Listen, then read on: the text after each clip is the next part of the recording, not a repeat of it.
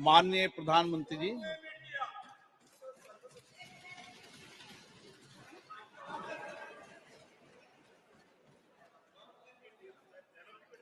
आदरणीय अध्यक्ष जी, आपने मुझे बोलने के लिए अनुमति दी, समय दिया, इसके लिए मैं आपका बहुत आभारी हूं। आदरणीय अध्यक्ष जी, मैं सिर्फ 2-4 मिनट लेना चाहता हूं। कल भारत की संसदीय यात्रा का एक स्वर्णिम पल था।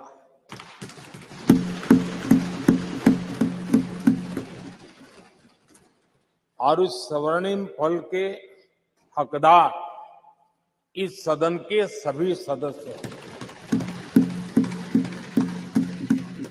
सभी दल के सदस्य, सभी दल के नेता भी हैं। सदन में हो या सदन के बाहर हो, वे भी उतने ही हकदार हैं।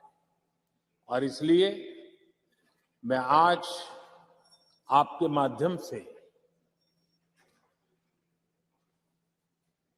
इस बहुत महत्वपूर्ण निर्णय में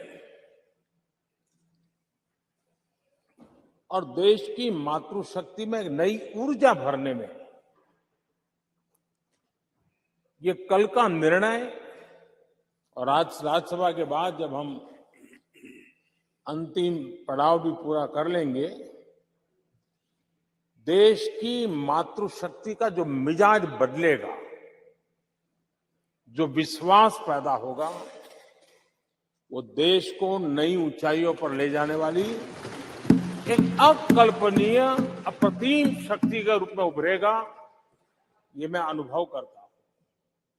और इस पवित्र कार्य को करने के लिए आप सबने जो योगदान दिया है, समर्थन दिया है, सार्थक चर्चा की है, सदन के नेता के रूप में मैं आज आप सबका पूरे दिल से, सच्चे दिल से आदरपूर्वक अभिनंदन करने के लिए खड़ा हुआ हूं, धन्यवाद करने के लिए खड़ा हूं। नमस्कार। अब एक मिनट, सभी दलों के नेताओं ने कल समर्थन किया है। माननीय प्रधानमंत्री जी ने सबका आभार व्यक्त कर दिया, और सदन के नेता जब आभार कर दे तो पूरा सदन का आभार होता है। माननीय सदस्यगण, इसके बाद माननीय सदस्यगण, 21 सितंबर का दिन अंतर्राष्ट्रीय शांति दिवस के रूप में मनाया जाता है। सभी राष्ट्रों और लोगों के बीच शांति के आदर्शों को स्मरण और उन्हें सुदृढ़ बनाने के लिए इस वर्ष का अंतर्राष्ट्रीय शांति दिवस का विषय शांति के लिए कार्य # वैश्विक लक्ष्यों के लिए हमारी आकांक्षा। भारत विश्व शांति को प्रोत्साहित देने के लिए सदैव विभिन्न देशों के बीच सहयोग को बढ़ावा देने, परस्पर संवाद के माध्यम से आपसी टकराव का समाधान करने और वैश्विक एवं क्षेत्रीय शांति अहिंसा के आदर्शों को संरक्षित एवं संवर्धित करने के लिए प्रतिबद्ध रहा है। हमारी संस्कृति सदियों से अहिंसा की रही है। आइए हम इस अंतर्राष्ट्रीय शांति दिवस पर एक ऐसे विश्व के निर्माण के लिए संवाद, संवेदनशीलता, सहिष्णुता और सहयोग की भावना से काम करें, ताकि हम एक शांतिपूर्ण विश्व का सपना साकार कर सकें।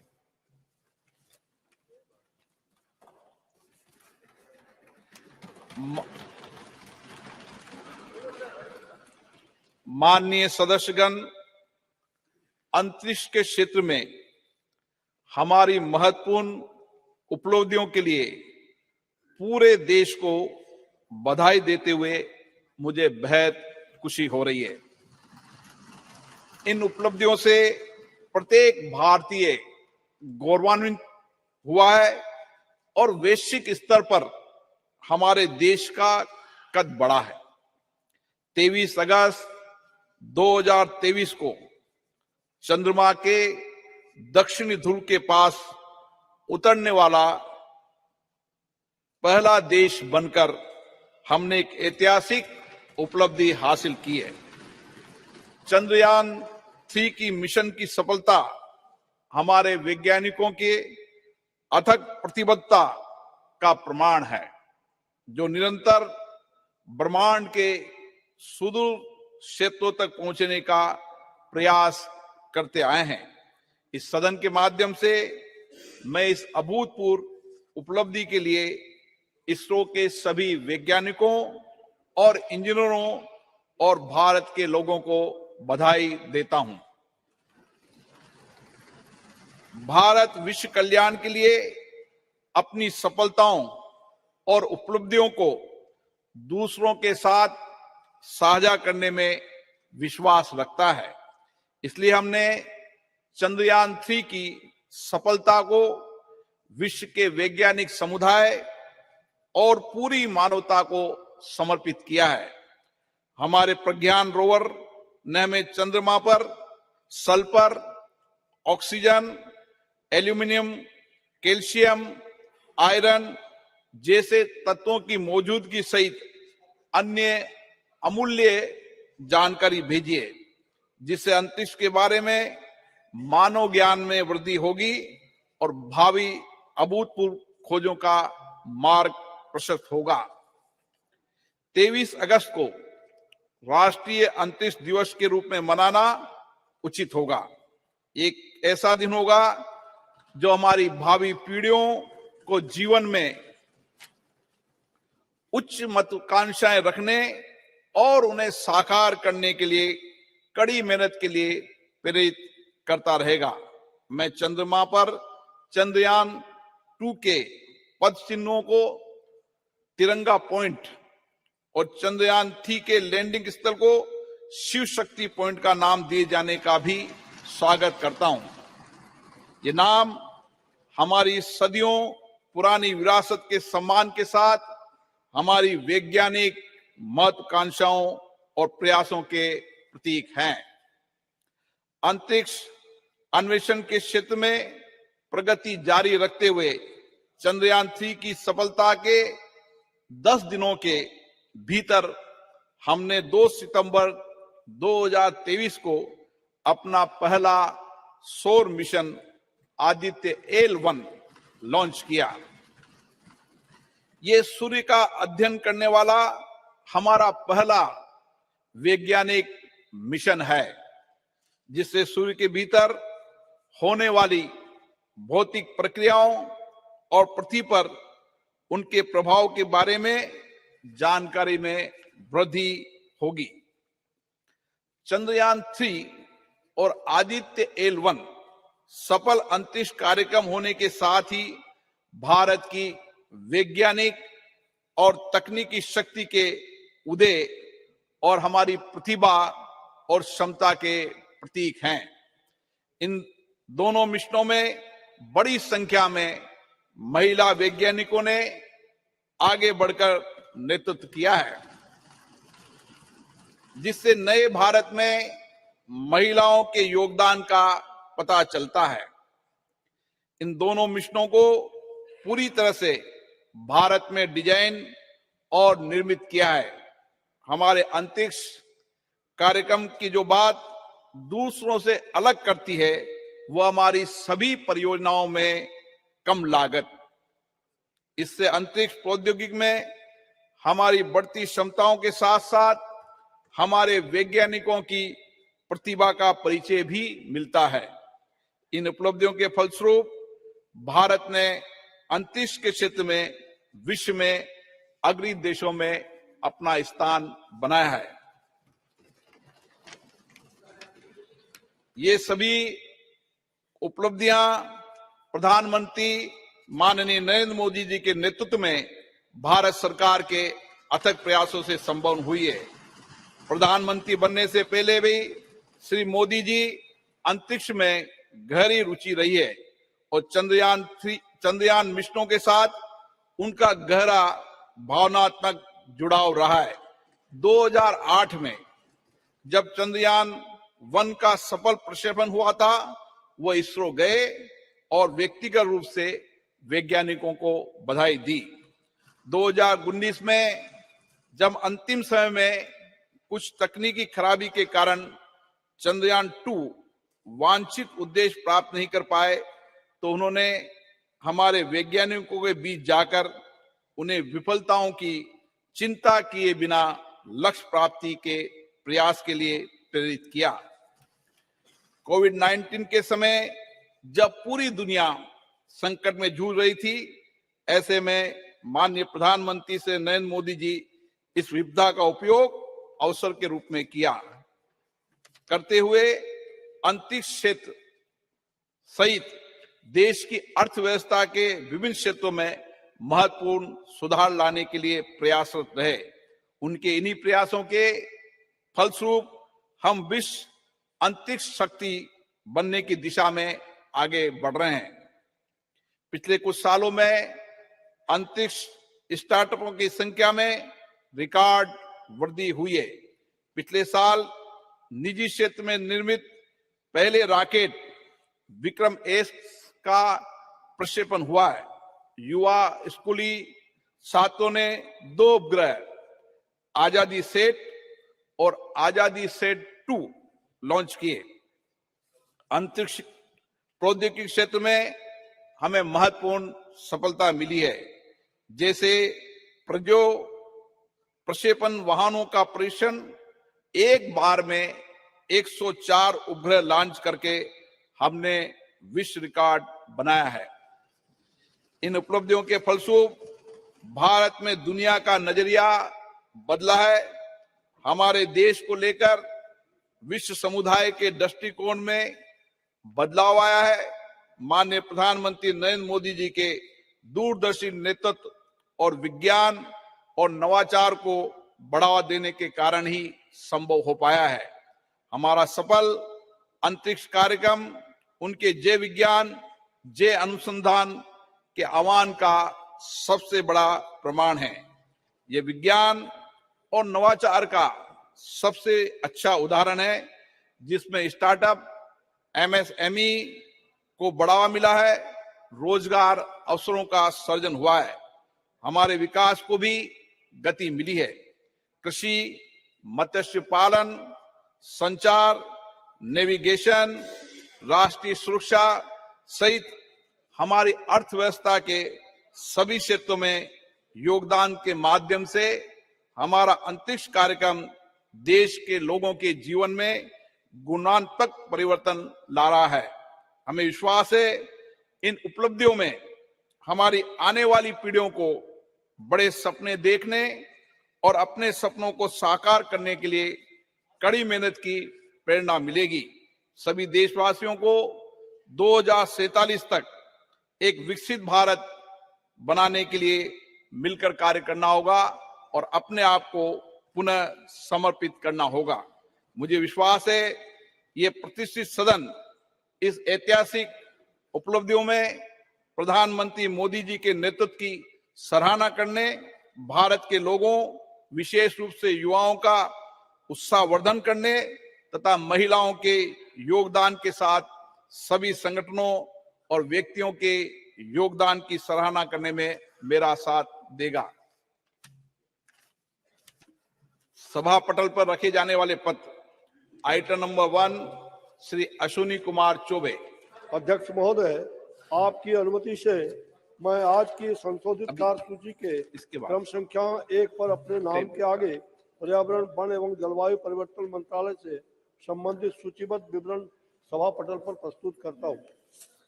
आइटम नंबर 2 श्री कृष्णपाल जी। आपकी अनुमति से मैं आज की प्रस्तुत कार्यसूची में क्रम संख्या 2 पर अपने नाम के सम्मुख सूचीबद्ध कागजात सदन के पटल पर रखता हूं। आइटम नंबर श्री दानवे राव साहेब। महोदय, मैं आज की प्रदर्शित कार्यसूची में मेरे नाम के सामने क्रम संख्या 3 पर उल्लेखित कागजात को सभा पटल पर रखता हूं। Item number 4 Shri Pankaj Chaudhary. अध्यक्ष महोदय, मैं आज की संशोधित कार्यसूची में मत संख्या 4 पर मेरे नाम के सामने वर्णित कागजात आपकी अनुमति से सदन के पटल पर रखता हूं। Item number 5 Shri Devi Singh Chauhan. Daewoo Singh. Honorable Speaker, sir, with your kind permission, I rise to lay on the table of the House the papers mentions against my name at serial number 5 in today's revised list of business. Item number 6 doctor Bharati Pawar. Honorable Speaker, sir, with your permission, I rise to lay on the table of the House papers mentioned against my name at serial number 6 in today's revised list of business. Item number 7 doctor Sanjay Jaiswal. आज की संशोधित कार्यसूची में अपने नाम के सम्मुख यथा सूचीबद्ध प्राक्कलन समिति के प्रतिवेदन संख्या 27 हिंदी और अंग्रेजी संस्करण को प्रस्तुत करता हूं। Item number 8 Shri Vishnu Dayal Ram.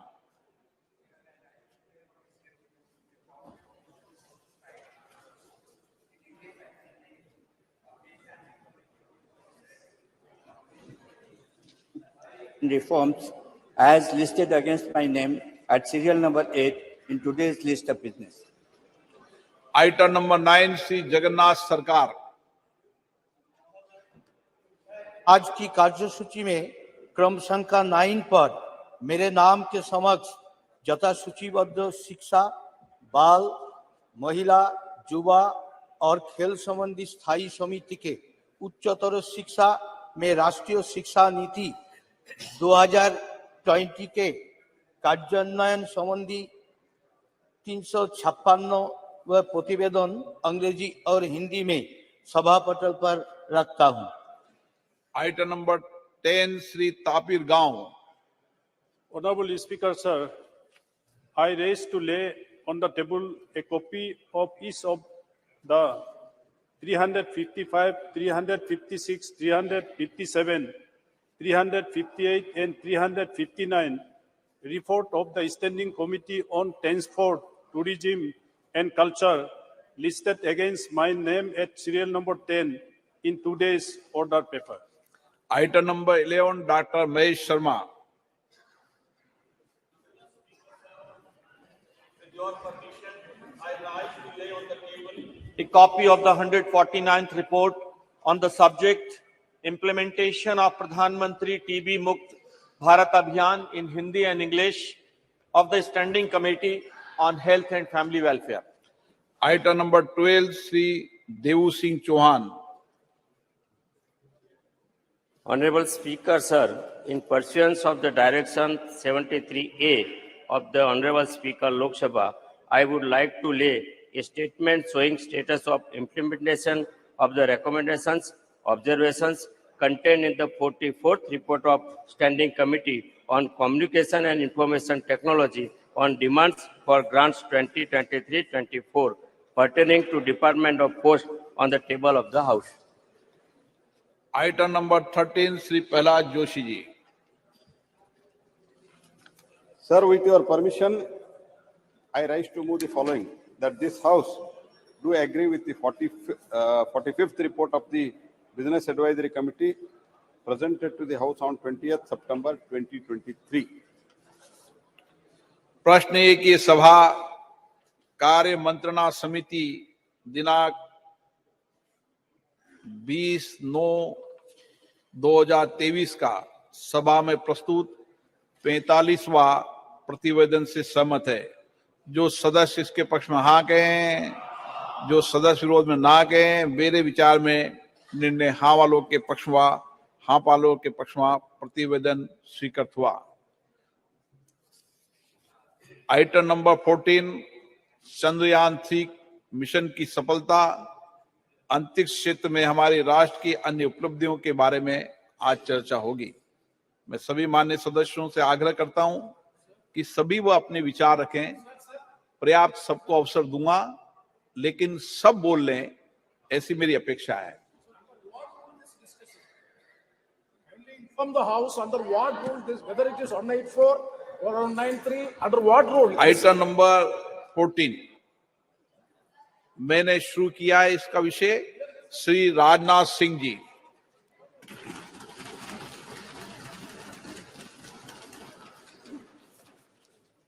अध्यक्ष महोदय, इस गरिमामयी सदन में चंद्रयान 3 और आदित्य L1 की सफलता पर अपनी बात रखने के लिए आपने मुझे अवसर दिया है। इसके लिए मैं अपनी तरफ से आपके प्रति आभार व्यक्त करता हूं। अध्यक्ष महोदय, चंद्रयान 3 की सफलता हमारे लिए निश्चित रूप से एक बहुत बड़ी उपलब्धि है, जैसा आपने भी अभी अपने संबोधन में कहा है, क्योंकि एक तरफ दुनिया के कई ऐसे विकसित देश हैं जो हमसे कहीं अधिक साधन संपन्न होते हुए भी चांद पर पहुंचने के लिए अब भी प्रयासरत हैं, तो वहीं दूसरी तरफ बेहद सीमित संसाधनों के से चांद के दक्षिण ध्रुव पर पहुंचने वाले हम दुनिया के पहले देश बन गए हैं। अध्यक्ष महोदय, मैं मानता हूं कि यह उन सभी लोगों के लिए गौरव का विषय है जो अपने राष्ट्र और राष्ट्र की उपलब्धियों पर गर्व करते हैं। अध्यक्ष महोदय, सबसे पहले मैं इसरो के साइंटिस्ट और ब्रॉडर इंडियन साइंटिफिक कम्युनिटी को इस सफलता के लिए हृदय से बधाई देता हूं। यह हमारे इसरो के वैज्ञानिकों की बौद्धिक क्षमता, उनकी लगन और राष्ट्र के विकास के प्रति उनके समर्पण का ही यह प्रतिफल है। अध्यक्ष महोदय, ऐसा मैं मानता हूं कि हमारा राष्ट्र आज विज्ञान की दुनिया में अग्रणी राष्ट्रों की पंक्ति में आकर खड़ा हो गया है। आज केवल मुझे ही नहीं, बल्कि सरकार को ही नहीं, बल्कि सदन को ही नहीं, बल्कि पूरे राष्ट्र को अपने देश के वैज्ञानिकों पर गौरव की अनुभूति हो रही है। अध्यक्ष महोदय, मैं एक विज्ञान का छात्र रहा हूं, मैं फिजिक्स का शिक्षक भी रहा हूं। यहां पर मौजूद हमारे कई ऐसे साथी हैं जो साइंस बैकग्राउंड से हैं और उन्हें मैं अच्छी तरह जानता हूं। हम सभी यह बात जानते हैं कि स्पेस साइंस विज्ञान का है कि एक फ्रंटियर एरिया हुआ करती है। अध्यक्ष महोदय, जिस पर artificial intelligence, quantum physics, astrophysics और जेनेटिक्स विज्ञान के फ्रंटियर एरियाज हैं, और उसी प्रकार स्पेस साइंस भी एक विज्ञान की फ्रंटियर एरिया है। और इस एरिया में प्रगति करने के लिए अध्यक्ष महोदय, निश्चित तौर पर हमें एक टॉप क्लास साइंटिफिक इकोसिस्टम चाहिए होता है, और हमें उच्च गुणवत्ता वाली शिक्षा भी चाहिए और उच्च गुणवत्ता के हमें शिक्षक भी चाहिए, एजुकेशनल इंस्टीट्यूशंस भी चाहिए। अध्यक्ष महोदय, इंडस्ट्री चाहिए होती है जो साइंटिफिक प्रोडक्ट्स का निर्माण कर सके, ऐसी हमको इंडस्ट्रीज भी चाहिए। अध्यक्ष महोदय, कहने का मेरा अर्थ यह है कि अगर चंद्रयान 3 ने चंद्रमा पर अपने कदम रखे हैं, यह एक और इसरो की सफलता तो है ही, साथ ही यह इस बात का भी द्योतक है कि हमारे देश का साइंटिफिक इकोसिस्टम, जिसमें करोड़ों करोड़ों भारतीयों ने जाने अनजाने अपना योगदान दिया है, वह अपनी आज शेप ले रहा है। यह दिखाता है कि हमारे स्कूल्स, हमारे कॉलेजेस और यूनिवर्सिटीज में साइंस की पढ़ाई बेहतर हो रही है, और हमारी इंडस्ट्रीज भी अच्छी गुणवत्ता वाले प्रोडक्ट्स और सप्लाई कर रही है। अध्यक्ष महोदय, हमें अच्छे स्टूडेंट्स, अच्छे टीचर्स और रिसर्चर्स आज मिल रहे हैं, इसलिए आज हम किसी उपलब्धि तक पहुंचते हैं तो उसके लिए वे सभी बधाई के पात्र हैं। अध्यक्ष महोदय, जिन्होंने इस यात्रा में अपना किसी भी प्रकार का सहयोग दिया है और राष्ट्र के भीतर साइंटिफिक टेम्परामेंट को जन्म दिया है।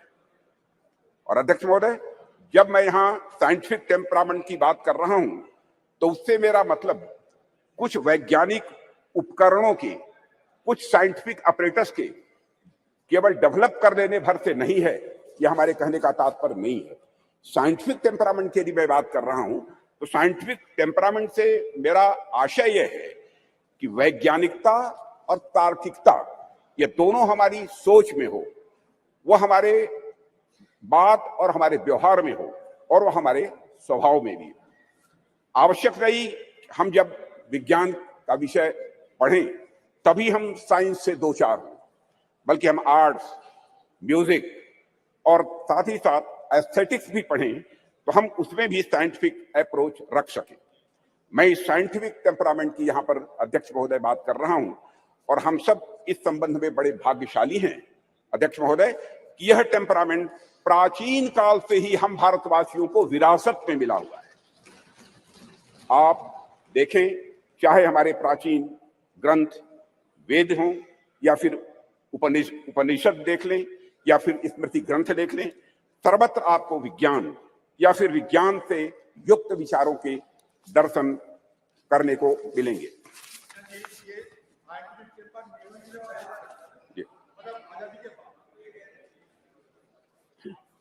अध्यक्ष महोदय, मैथ्स, साइंस, मेडिसिन, लॉजिक आदि से जुड़े जितने भी फार्मूले यानी सूत्र हैं, हमें हमारे प्राचीन ग्रंथों में भी ये दिखाई देते हैं, जो ग्रंथ हमारी संस्कृत के आधार हैं।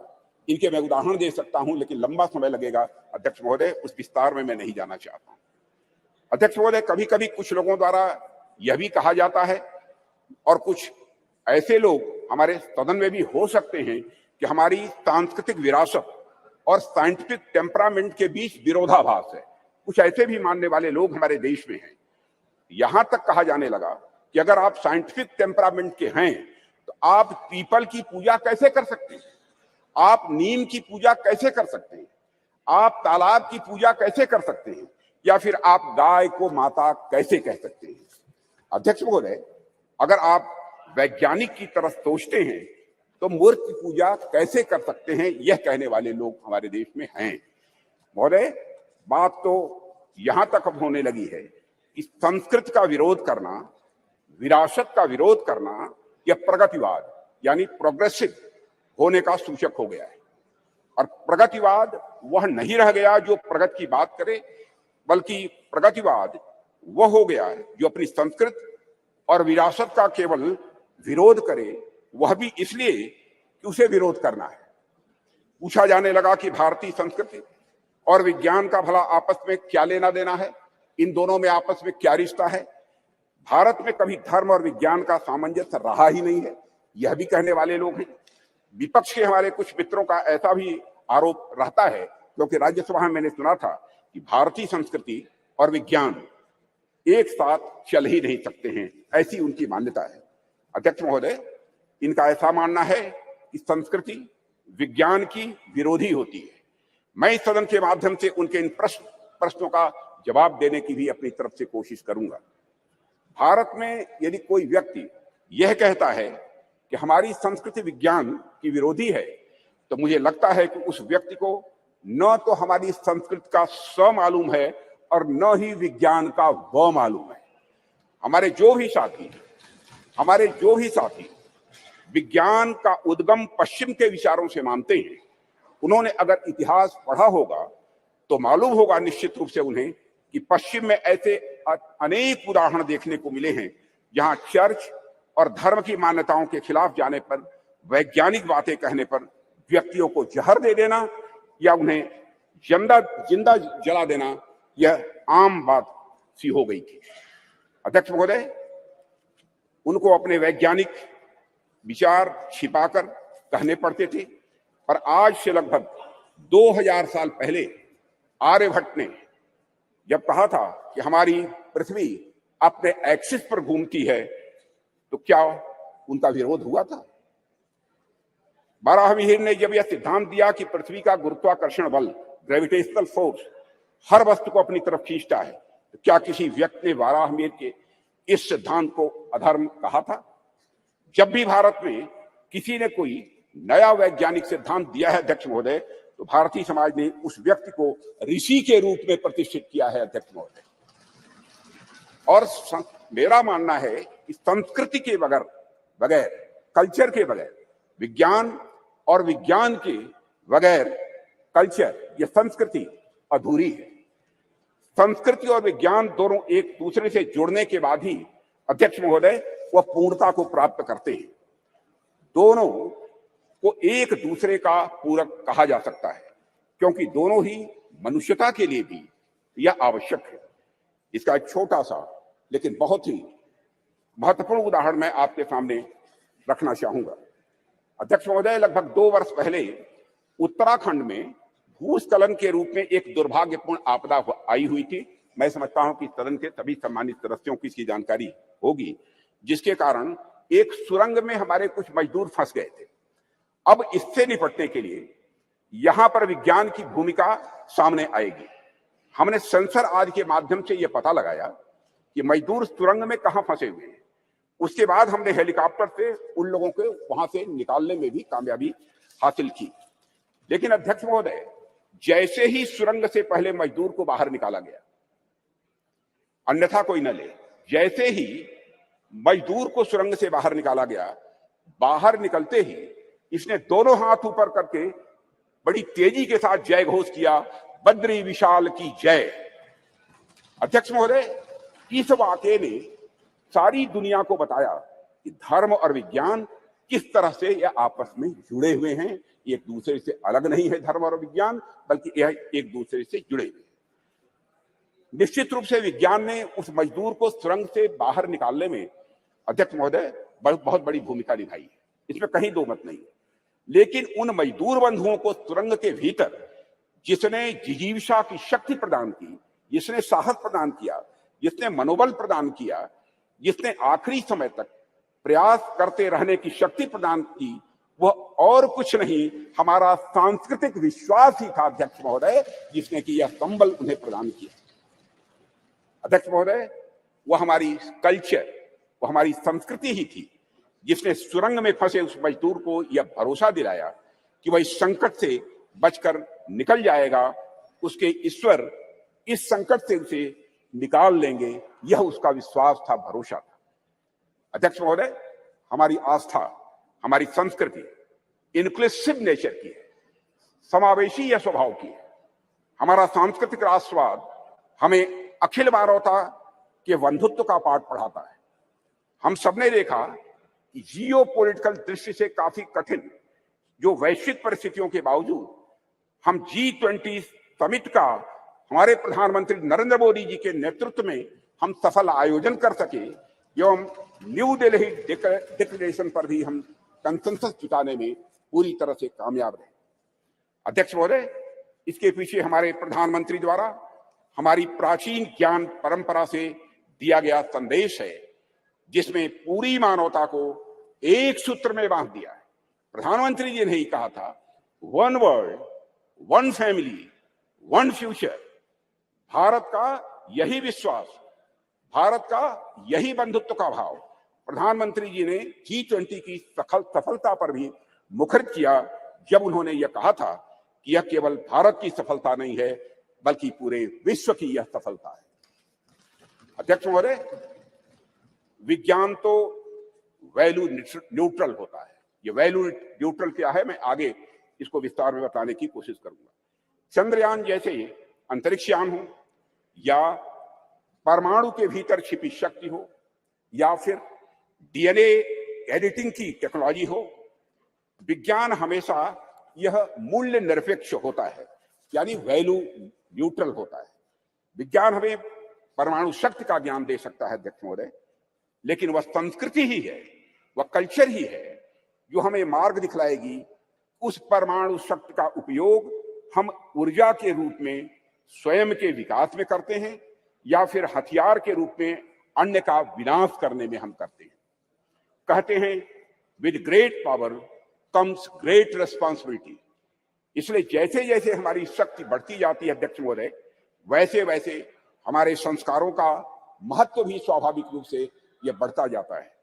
प्रारंभ में मानव के पास बहुत सारे विकसित हथियार नहीं थे, ऐसे में यदि उससे कुछ नुकसान भी होता था तो बहुत बड़े पैमाने पर नहीं होता था। पर अध्यक्ष महोदय, आज जब मानव के पास परमाणु शक्ति आ गई है और मानव ने चंद्रमा तक पहुंचने के भी रास्ते खोज लिए हैं, तब ऐसी शक्तियों का दुरुपयोग भी उसी पैमाने पर संभव है। इस संभावना को भी नकारा नहीं जा सकता है। इसे मैं एक उदाहरण के माध्यम से इस सदन के समक्ष रखना चाहूंगा। अध्यक्ष महोदय, जब मैं जर्मन फिलॉसफर नीत्शे ने गॉड इज डेड कहकर अपने महामानव को सामाजिक नैतिकता से मुक्त किया, तो उसका नतीजा जर्मनी में नाजीवाद के कहर के रूप में प्रकट हुआ था। जर्मनी में हुए नरसंहार में मानवता को खत्म करने के लिए जो अपरेटस, जो उपकरण प्रयोग में लाए गए थे, जिन हथियारों या फिर जिन केमिकल्स का प्रयोग हुआ था, निश्चित रूप से वे सभी विज्ञान की ही देन थे अध्यक्ष महोदय। लेकिन नैतिकता और मानवीयता के गुणों के अभाव में उन सभी वैज्ञानिक खोजों का किस प्रकार दुरुपयोग हुआ, इसे हम सभी अच्छी तरह जानते हैं। सेकेंड वर्ल्ड वॉर में हिरोशिमा और नागासाकी पर जो बम गिराए गए थे, वह निश्चित ही विज्ञान की ही देन थे अध्यक्ष महोदय। वह विज्ञान की शक्ति के प्रतिनिधि थे, पर अभाव था तो धार्मिक शक्ति और नैतिक शक्ति का अभाव था। अगर उनके भीतर धार्मिक और नैतिक शक्तियां यह प्रबल होती तो इतिहास को इस काले कृत्य से बचाया जा सकता था अध्यक्ष महोदय। इसलिए विज्ञान कितनी भी प्रगति कर ले अध्यक्ष महोदय, विज्ञान चाहे कितनी भी प्रगति कर ले, वह संस्कृति और संस्कारों के बिना सदैव अधूरा रहेगा, ऐसी हमारी मान्यता है अध्यक्ष महोदय। जैसा कि मार्टिन लूथर किंग ने कहा है कि science gives man knowledge which is power, religion gives man wisdom which is control. अध्यक्ष महोदय, एक बात पर मैं समझता हूं कि ध्यान देने की हम सभी को जरूरत है। जिस टेक्नोलॉजी का इस्तेमाल वैज्ञानिक किसी यान को चांद या मंगल पर भेजने के लिए करते हैं, कमोबेश उसी टेक्नोलॉजी का इस्तेमाल मिसाइल में भी काफी हद तक किया जाता है। पहला उपयोग मानवता के विकास में होता है अध्यक्ष महोदय, जबकि दूसरा उपयोग मानवता के विनाश में होता है। पर अपना अपना सबका इंटरेस्ट है, सबकी अपनी अपनी रुचि है कि कुछ राष्ट्रों का ध्यान पहले वाले उपयोग पर अधिक होता है और कुछ राष्ट्रों का ध्यान दूसरे वाले उपयोग पर अधिक होता है। अध्यक्ष महोदय, कई बार कुछ लोगों का यह भी आरोप रहता है, अब देश में ऑलरेडी जमीनी विकास के इतने कार्य करने के लिए पड़े हैं जिसमें रिसोर्सेज की जरूरत होती है, संसाधनों की जरूरत होती है, तो ऐसे में चंद्रयान जैसे मिशन भेजने की क्या आवश्यकता है। अध्यक्ष महोदय, इन प्रश्नों का भी जवाब मैं आपकी अनुमति से इस सदन के समक्ष रखना चाहूंगा। जब हम इस प्रकार के मिशन भेजते हैं या फिर हम किसी प्रकार की वैज्ञानिक प्रगति हम करते हैं, तो इसका जमीनी विकास से किसी भी प्रकार का विरोधाभास नहीं होता है। हम यदि स्पेस रिलेटेड कोई भी मिशन भेजते हैं तो बाहरी तौर पर दिखने में सिर्फ स्पेस से रिलेटेड यह लग सकता है हम सबको, लेकिन वास्तव में उसका प्रभाव आम जनमानस पर भी पड़ता है। इस सच्चाई को भी नकारा नहीं जा सकता। अध्यक्ष महोदय, हमारे यह स्पेस प्रोग्राम्स भारत का तो नाम रोशन करते ही हैं, लेकिन साथ ही साथ इन मिशन का जो बहुआयामी उपयोग होता है उसका प्रभाव आम जनता के ऊपर भी बहुत ज्यादा पड़ता है। स्पेस मिशन हमें अनेक प्रकार से सहायता प्रदान करते हैं, जैसे यदि हम इसके माध्यम से रेनफॉल पैटर्न यानी वर्षा होने का जो पैटर्न है, इसका बेहतर प्रेडिक्शन यदि कर रहे हैं कि हमारे किसान बंधु बांधवों के लिए फायदेमंद आज हो रहा है। यदि हम इसके माध्यम से चक्रवात, साइक्लोन को यदि हम प्रेडिक्ट करते हैं तो हमारे कोस्टल एरियाज में रह रहे लोगों के लिए भी अध्यक्ष महोदय यह लाभदायक हो। इस प्रकार के प्रेडिक्शंस हमारे मछुआरों के लिए लाभदायक सिद्ध होंगे। यह तो मैंने एक दो उदाहरण केवल दिए हैं अध्यक्ष महोदय। बाकी स्पेस एप्लीकेशन से डेवलपमेंट में जो मदद मिलती है उससे भी मैं समझता हूं सदन के अधिकांश सदस्य अच्छी तरह परिचित होंगे। इन सबसे भी महत्वपूर्ण बात यह होती है कि जब भी हम इस प्रकार के मिशन स्पेस में या फिर चंद्रमा और सूर्य की ओर भेजते हैं तो सुदूर गांव में बैठे किसी बच्चे के मन में साइंटिफिक टेम्परामेंट स्वाभाविक रूप से जगता है और उसके भीतर भी इस बात की अलख जगती है अध्यक्ष महोदय कि वह भी आगे चलकर कुछ ऐसे ही करेगा। उसके अंदर यह प्रेरणा आती है कि एक दिन वह भी वैज्ञानिक बनकर भारत का नाम दुनिया में रोशन करेगा। और यही कुछ करने की तमन्ना ही अध्यक्ष महोदय राष्ट्र को स्वाभाविक रूप से आगे ले जाने का काम करती है। चंद्रयान 3 की सफलता से कितने रामानुजन, कितने भाभा या साराभाई अपने लक्ष्य की ओर आगे बढ़े होंगे, यह हमें आज नहीं कुछ वर्षों के बाद यह पता लगेगा। अध्यक्ष महोदय, हमारे प्रधानमंत्री मोदी जी के नेतृत्व में हम संस्कृति और विज्ञान दोनों को समान रूप से महत्व देते हुए आगे बढ़ रहे हैं। और ऐसा बिल्कुल भी नहीं है कि यदि हम एक को महत्व दे रहे हैं तो दूसरे का महत्व कम हो जाएगा। यह कोई जीरो सम गेम नहीं हुआ करता है। अध्यक्ष महोदय, हमारे ऋषियों मनीषियों ने बरसों पहले विज्ञान को न केवल धर्म के साथ जोड़ा बल्कि लोगों को इसके व्यवहारिक ज्ञान के बारे में भी बतलाया है। उनका मानना था यदि विज्ञान को सुव्यवस्थित ढंग से संवार कर मनुष्य के वेलफेयर के लिए, उनके कल्याण के लिए लगाया जाए तो स्वाभाविक रूप से वह अपने आप धर्म बन जाता है। यही वजह है कि हमारे वेद, उपनिषद, दर्शन आदि जितने भी धर्म ग्रंथ हैं उनमें विज्ञान स्वाभाविक रूप से यह पिरोया हुआ हम पाते हैं। उदाहरण के तौर पर वैदिक रिचुअल्स में, स्वर्ण सूत्रों में ज्योमेट्री का सिद्धांत ये निहित पाए जाते हैं। जैसे मैं बतलाना चाहूंगा इस सदन को अध्यक्ष महोदय, जैसे हवन कुंड हम बनाते हैं तो वह भी हमारे प्राचीन ज्योमेट्रिक कंसेप्ट पर ही आधारित होता है। यह बिल्कुल हमारी जनता के मन में, उनकी सोच में यह पूरी तरह से रचा बसा है। और यही कारण है कि बड़े बड़े वैज्ञानिक भी सांस्कृतिक विरासत की महत्ता को अच्छी तरह स्वीकार करते हैं।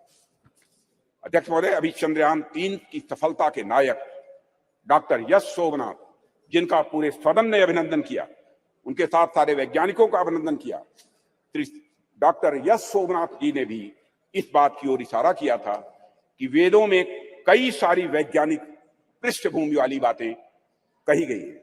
भारत के प्रसिद्ध गणितज्ञ श्रीनिवास रामानुजन का तो संस्कृत के प्रति इतना गहरा विश्वास था कि वे अपने गणित के क्षेत्र में किए गए किसी भी कार्य को स्पिरिचुअलिज्म, अध्यात्म का ही वह अंग मानते थे।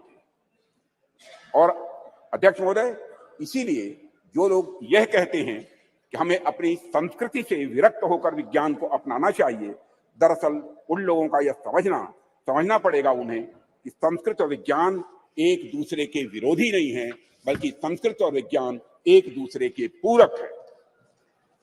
अध्यक्ष महोदय, मैं देश का रक्षा मंत्री हूं, रक्षा मंत्रालय का दायित्व तो मेरे ऊपर है और देश की सुरक्षा का कार्यभार देख रहा हूं। जब मैं यहां आ रहा था तो मैं रास्ते में मैंने सोचा कि चंद्रयान 3 की सफलता को देश के रक्षा मंत्री होने के नाते मैं किस नजरिए से देखता हूं, इस पर भी मैंने अपनी कुछ बातें आपके सामने में रखना चाहूंगा। मैं अपनी बात पर आऊं इसके लिए मैं आपको थोड़ा पीछे भी ले जाना चाहूंगा अध्यक्ष महोदय, और कुछ एक उदाहरण भी इस सदन के समक्ष आपके माध्यम से रखना चाहूंगा। आप सभी सदन के लोग अच्छी तरह अवगत हैं कि कुछ ही समय पहले हमारे प्रधानमंत्री मोदी जी ने के प्रयासों से काशी तमिल संगमम का भव्य और सफल आयोजन किया गया था। उसके कुछ समय बाद ही सौराष्ट्र तमिल संगमम का भी आयोजन उनके द्वारा किया गया था। अध्यक्ष महोदय, इसके पहले का एक और उदाहरण देखिए कि सरकार के प्रयासों से कैसे उज्जैन में बाबा महाकाल के क्षेत्र में भव्य कॉरिडोर का निर्माण किया गया। विश्व की प्राचीनतम नगरी ज्ञान नगरी काशी में बाबा विश्वनाथ धाम के परिसर के पुनरुद्धार का काम भी वहां पर किया गया। प्रधानमंत्री मोदी जी ने बाबा विश्वनाथ के चरणों में श्रद्धा के सुमन अर्पित किए अध्यक्ष महोदय।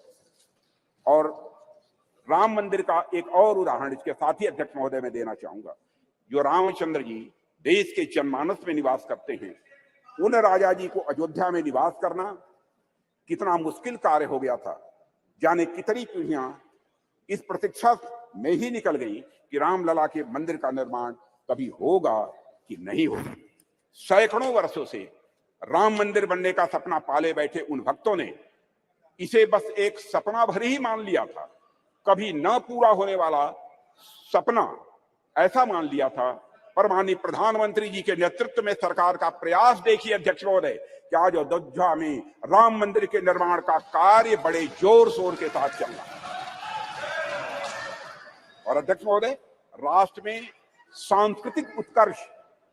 सांस्कृतिक उत्कर्ष के एक नए युग का प्रारंभ हुआ है।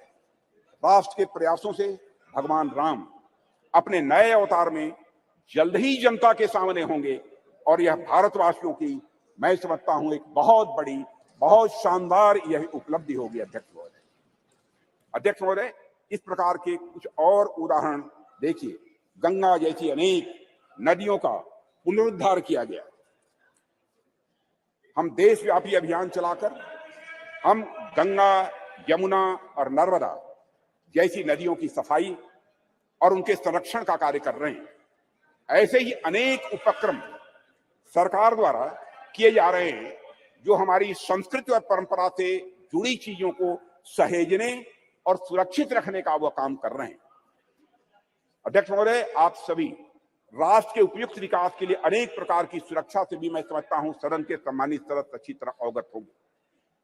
आप सभी सीमा सुरक्षा, आर्थिक सुरक्षा, सामाजिक सुरक्षा, खाद्य सुरक्षा, ऊर्जा सुरक्षा और पर्यावरण सुरक्षा के बारे में मैं समझता हूं हम सभी समय समय पर चर्चा भी करते रहते हैं। अब तो पूरी हिम्मत है, पूरी हिम्मत है, पूरी हिम्मत है, पूरी हिम्मत है।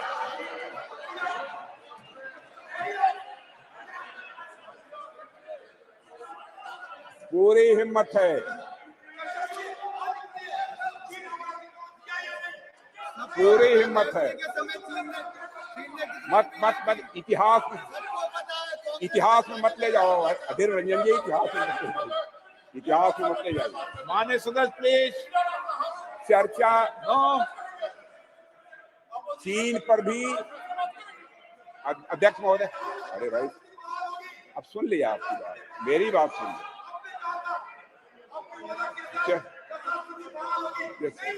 मान्य सदस्य आपको मौका देंगे जब आप बोलना, सबको पर्याप्त समय, पर्याप्त अवसर मिलेगा। और मैं बताना चाहता हूं अध्यक्ष महोदय, मैं बीच में कहीं पर अपने को डिबेट नहीं करना चाहता हूं। मैं चर्चा करने को तैयार हूं और सीना चौड़ा करके मैं चर्चा करने को तैयार हूं। अध्यक्ष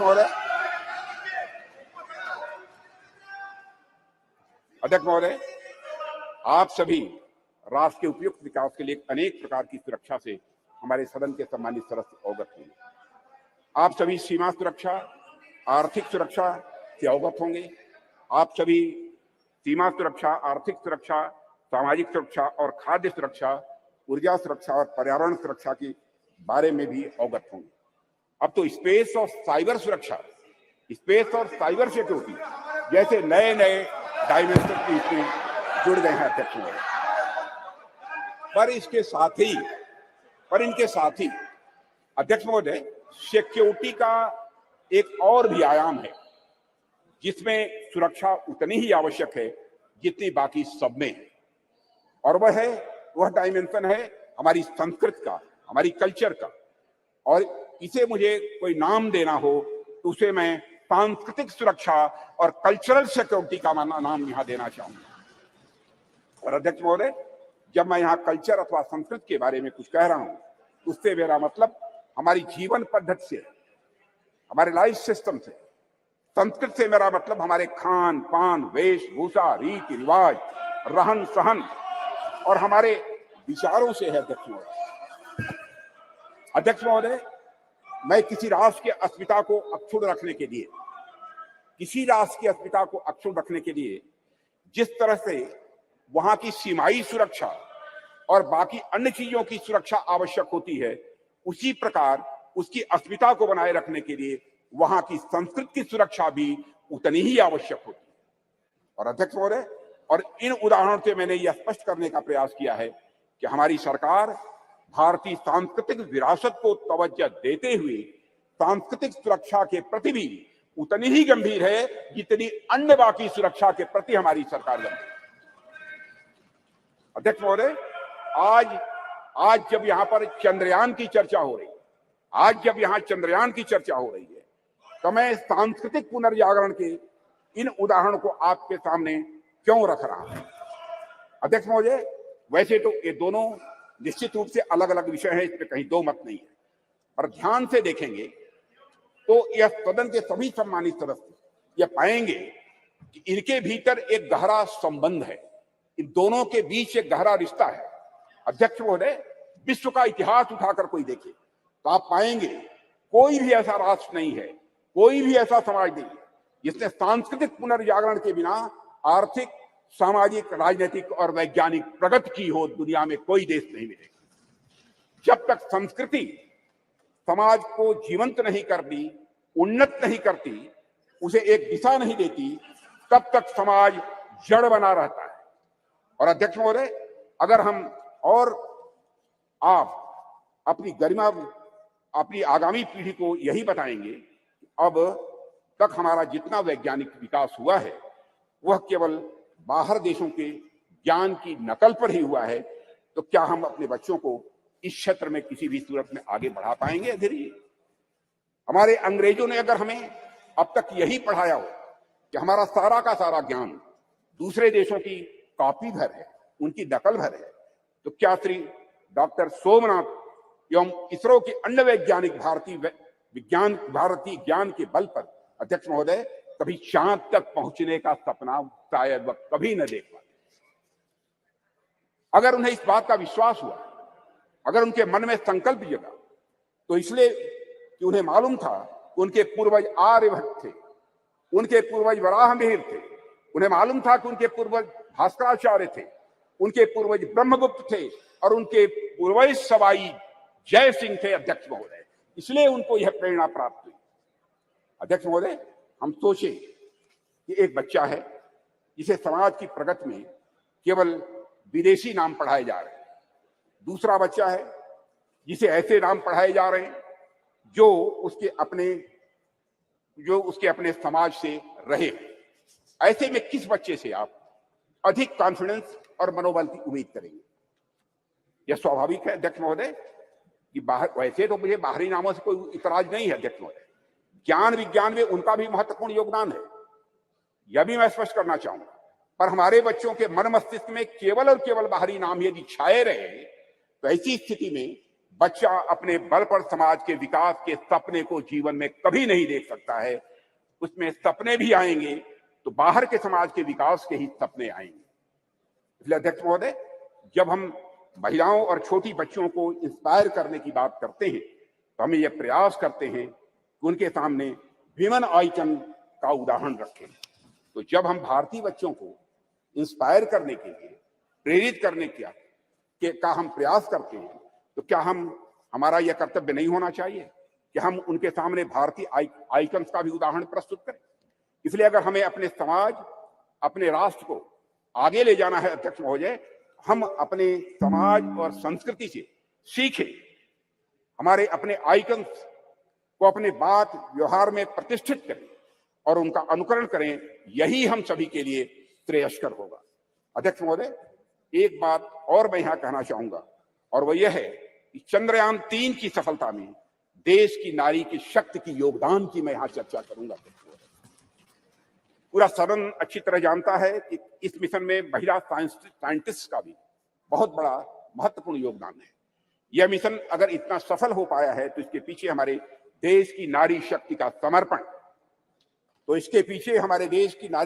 समर्पण, उनका त्याग और राष्ट्र को नई पहचान देने की उनकी तमन्ना रही है अध्यक्ष महोदय। और संसद का यह विशेष सत्र नारी शक्ति वंदन विधेयक को समर्पित सत्र है, इसलिए इसकी मैं चर्चा कर रहा हूं। और ऐसे में मैं नारी शक्ति वंदन विधेयक को इसरो की महिला साइंटिस्ट और उनके साथ भारत की पूरी फीमेल साइंटिफिक कम्युनिटी को कृतज्ञ राष्ट्र की ओर से प्रस्तुत यह मैं उपहार के रूप में इसे मैं देखता हूं, नारी शक्ति वंदन को अध्यक्ष महोदय। और यह सदन और राष्ट्र इसरो की महिला साइंटिस्ट और हर भारतीय बेटी को यह नमन करता है, उनकी सराहना करता है और उनके प्रति कृतज्ञता प्रकट करता है। अध्यक्ष महोदय, अपनी बातों को सार रूप में मैं यहां रखना चाहूं तो यह है कि चंद्रयान 3 की सफलता कोई एक्सेप्शन नहीं है या कोई अपवाद नहीं है। यह सहस्राब्दियों से चली आ रही हमारी सामाजिक, हमारी सांस्कृतिक और वैज्ञानिक धारा का एक स्वाभाविक और सहज रूप से विकास है। अध्यक्ष महोदय, इस सफलता के सूत्र हमारे अतीत में ही छिपे हैं। ऐसा अतीत जहां वैज्ञानिकता एक स्वभाव के रूप में विद्यमान थी हमारे यहाँ, जहां विज्ञान और आस्था के बीच एक पूर्ण सामंजस्य था। हालांकि विदेशी आक्रांताओं के चलते कुछ समय के लिए थोड़ा पिछड़ापन आ गया था, पर हम एक बार फिर से हुंकार भरते हुए पहले से भी अधिक ताकत के साथ उठ खड़े हुए हैं और सूरज, चांद, तारे अब हम छूने के लिए तैयार हैं और वहां पहुंच रहे हैं। अध्यक्ष महोदय, जिस देश में बुद्धि के देवता श्री गणेश प्रथम पूज्य, ओम श्री गणेशाय बोलकर ही हम कोई काम प्रारंभ करते हैं, एवं विद्या की देवी सरस्वती प्रथम आराध्या हो, वह देश तो स्वाभाविक रूप से साइंटिफिक टेम्परामेंट को आत्मसात करते हुए सदैव एक नॉलेज सोसाइटी रहा है। हमारे यहां कहा गया है तेजस्विनावधीतमस्तु, यानी may what we study be representative, कि प्रार्थना करने वाले भारतीयों को सिर्फ चंद्रयान तक ही नहीं रुकना है अध्यक्ष महोदय, बल्कि उसके आगे जाना है। अभी अंतरिक्ष में अनेक लक्ष्य हमारा इंतजार कर रहे हैं। अभी हम भारतीयों को कई मानदंड यहां स्थापित करने हैं। अध्यक्ष महोदय, मैं अपने वैज्ञानिकों की कामयाबी की एक दो और चर्चा करके अपनी बात यहां समाप्त करना चाहूंगा। अध्यक्ष महोदय, भारत द्वारा, हमारे वैज्ञानिकों का करिश्मा देखिए, भारत द्वारा अब तक लॉन्च किए गए 424 विदेशी उपग्रह, इनमें से 389, 424 में से 389 आउट ऑफ 424 जितने भी हमारे विदेशी उपग्रह हैं, उसमें 389 प्रधानमंत्री श्री नरेंद्र मोदी के नेतृत्व वाली सरकार के पिछले 9 वर्षों में लॉन्च किए गए हैं। और विदेशी उपग्रहों के सफल प्रक्षेपण के साथ भारत का अंतरिक्ष क्षेत्र दुनिया में बहुत तेजी से एक प्रमुख स्थान हासिल कर रहा है। भारत द्वारा अब तक लॉन्च किए गए 424 विदेशी उपग्रहों में से 389 प्रधानमंत्री श्री नरेंद्र मोदी की नेतृत्व वाली सरकार के पिछले 9 वर्ष में लॉन्च किए गए थे। इसके अलावा अध्यक्ष महोदय, 174 मिलियन अमेरिकी डॉलर में से 157 मिलियन की कमाई पिछले 9 वर्षों में हुई, और इसी तरह अब तक की अर्जित 256 मिलियन यूरो में से 223 मिलियन मोदी शासन के 9 वर्षों के दौरान आए हैं। अध्यक्ष महोदय, यह भी मैं सदन की जानकारी में यहां लाना चाहता हूं। एक बार अध्यक्ष महोदय, मैं फिर अपने वैज्ञानिक समुदाय को बधाई देता हूं और आशा करता हूं कि जल्द ही हम नए मिशनों को भी अंजाम देंगे, आगे नए मिशनों को भी हम अंजाम देंगे, ऐसा मेरा पक्का विश्वास है, समस्त देशवासियों का भी विश्वास है। अध्यक्ष जी, अभी तो यह शुरुआत ही है, आने वाले समय में हमारा हाथ मंगल और शनि तक भी पहुंचेंगे और हमारा देश वहां भी अपना परचम लहराएगा। अध्यक्ष महोदय, जहां अब तक कोई नहीं पहुंच पाया है। इन्हीं शब्दों के साथ मैं अपनी वाणी को विराम देता हूं और सदन की ओर से राष्ट्र के वैज्ञानिकों को नमन करता हूं। अध्यक्ष महोदय। श्री शशि थरूर जी। Thank you very much, Honorable Speaker. I'm honored, really, to stand before this House and to speak on behalf of my party on a matter of great pride for Indians everywhere in the world, the success of our lunar mission, Chandrayaan-3, and according to the topic you've given us in the revised list of business, success of Chandrayaan-3 mission and other achievements of our nation in the space sector. I think my respected friend, Sri Rajnath Singh, treated us to a lecture on a slightly different subject. But on August 23rd, Mr. Speaker, we scripted history as our unmanned moon mission's lander module made a flawless soft landing, making us only the 4th country to achieve this feat and the first to reach the uncharted south pole of Earth's only natural satellite, the moon. It is fitting, sir, that as you proposed, we observe August 23rd as National Space Day in future. How far we have come since the late 1950s, when a classic photograph by Henri Cartier-Bresson showed Indian rocket parts being transported on a bullock cart. Let me take you back, sir, nonetheless, to when our nation's scientists, led by Dr. Vikram Sarabhai, began to develop the contours of India's nation space program in the early 1960s.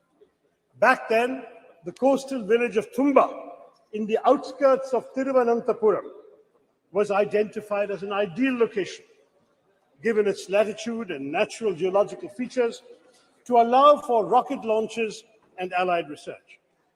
Imagine, friends in this house, a sleepy village with golden beaches and palm-fringed coconut trees, populated largely by an overwhelmingly Catholic community of fisherfolk. The catch, however, was that the community of scientists had identified a piece of an area of land, which housed in Tumba the Saint Mary Magdalene Church and the residence of the bishop himself, Peter Bernard Pereira, his own official residence. Now, in any other community or any other part of the world, even, the matter might have been put to rest right there. After all, the idea, the thought of displacing an active spiritual establishment would certainly have evoked outrage and fury, especially in today's India. But in this relatively obscure part of India near Thiruvananthapuram, where a decision of national importance and scientific progress presented itself, the community chose to make a remarkably patriotic choice, a choice for development and progress. When initial conversations with politicians and bureaucrats made little headway, something special happened. One day, when Bishop Pereira was sitting in his little office in the church, he heard a knock on the door. He said, "Who is this?" And a man in a white suit came and said, "I am Dr. Vikram Sarabhai." Dr. Sarabhai explained the importance of this area to India's scientific research in space. The bishop understood the proposed mission of the scientists, and he told Dr. Sarabhai, "Come to my church on the following Sunday." So during the Sunday service, Dr. Sarabhai was there, and Bishop Pereira presented a proposition before the congregation. "My children," he said, "I have a famous scientist with me who wants our church and the place I live in for the work of space science research. Dear children," he said, "science seeks truth by reasoning. In one way, science and spiritualism seek the same divine blessings for doing good for the people. My children, can we give God's abode for a scientific mission?" The answer from the congregation was quite literally a resounding amen. The church and the bishop's house, as well as other neighboring inhabited areas, were handed over without protest to Dr. Sarabhai and his team. Thus was established in 1962 the Tumba Equatorial Rocket Launching Station, or TERLS, which would later be renamed Vikram Sarabhai Space Center after the death of the legendary Dr. Sarabhai 9 years later. A year after TRLS was established, India launched its first two-stage rocket, our first foray into space, from Thiruvananthapuram. As our late president, Dr. APJ Abdul Kalam, who was part of the original launch team in 1963, and he went on to work from the church building himself, he wrote later, looking back at this remarkable episode, "Today among us, Professor Vikram Sarabhai is not there, Reverend Dr. Bernard Peter Pereira is not there, but those who are responsible for the creation and make the flower and blossom will themselves be a different kind of flower, as described in the Bhagavad Gita," he said. And he quotes the Gita, "See the flower, how generously it distributes perfume and honey. It gives to all, gives freely of its love. When its work is done, it falls away quietly. Try to be like the flower, unassuming despite all its qualities." That is what a lot of ISRO's foundations have been, sir. Unassuming, but with the power to change the world. One of the world's oldest and most ambitious, it arose from the physical research laboratory established in Ahmedabad in 1947, the year of our independence and the brutal partition with Pakistan.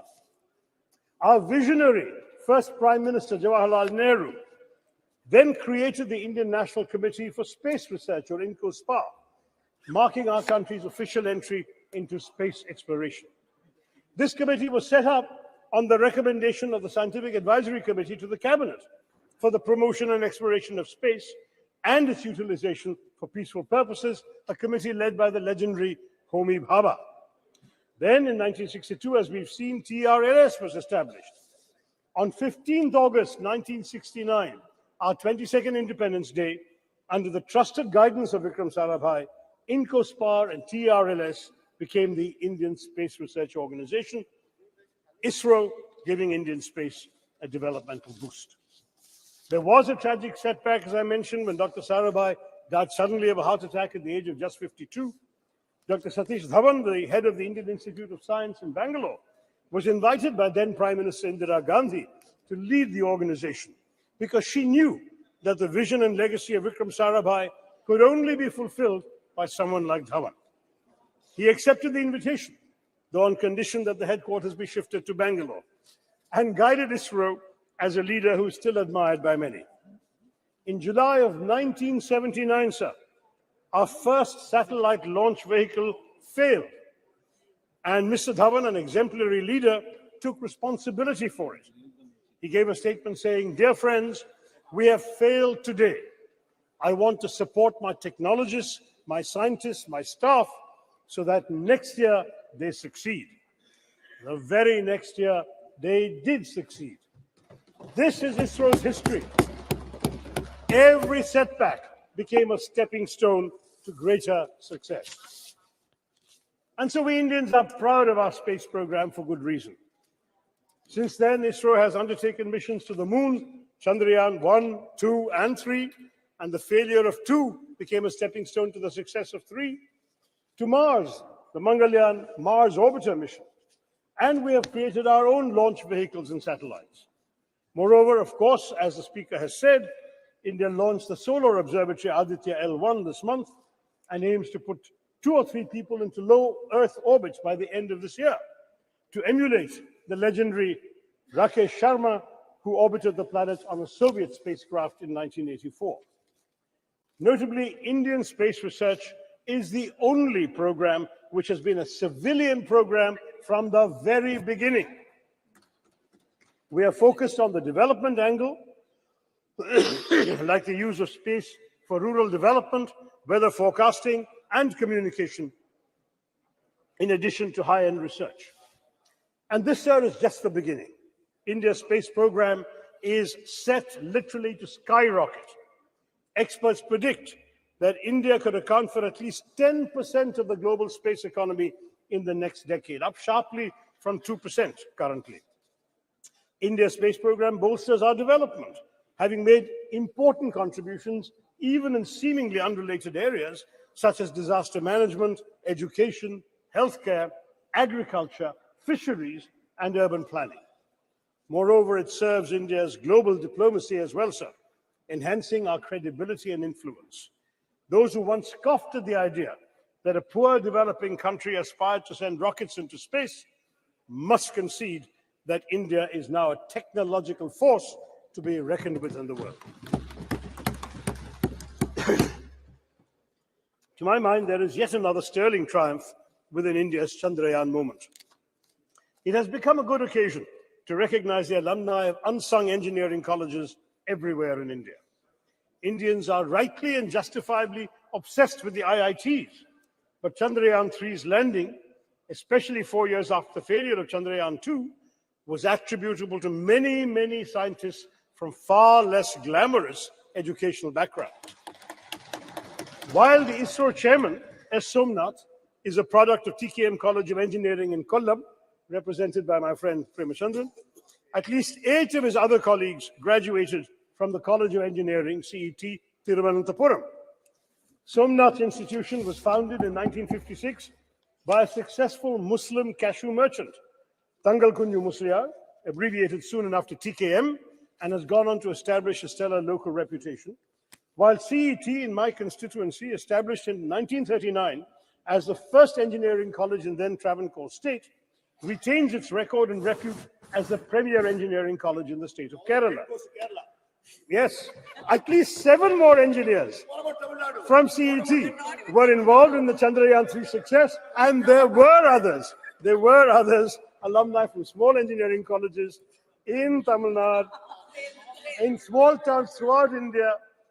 We've had graduates of these small colleges contributing to ISRO because, let's face it, We must, yes, indeed. It was in the very first launch, Dr. Abdul Kalam. We must proudly salute these alumni of unsung engineering colleges because they serve the public sector with dedication and are the backbone of national enterprises like ISRO. As I wrote on social media at that time, if IITians went to Silicon Valley, CETians took us to the moon.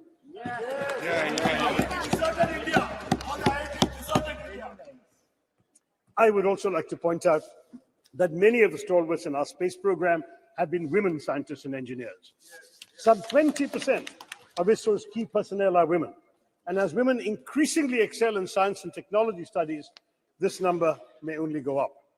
And unlike in our parliament or legislative assemblies, they won't even need reservations either, sir. I can tell you from my experience of addressing many convocations, I'm in favor. But I've been giving away prizes at many convocations of science and technology and engineering colleges. And even when the women students are a small minority, maybe 20, 30% of the student body, they are 90% of the medal winners, prize winners, and honors winners. This is becoming increasingly a woman's field, and we'll all be the better for it.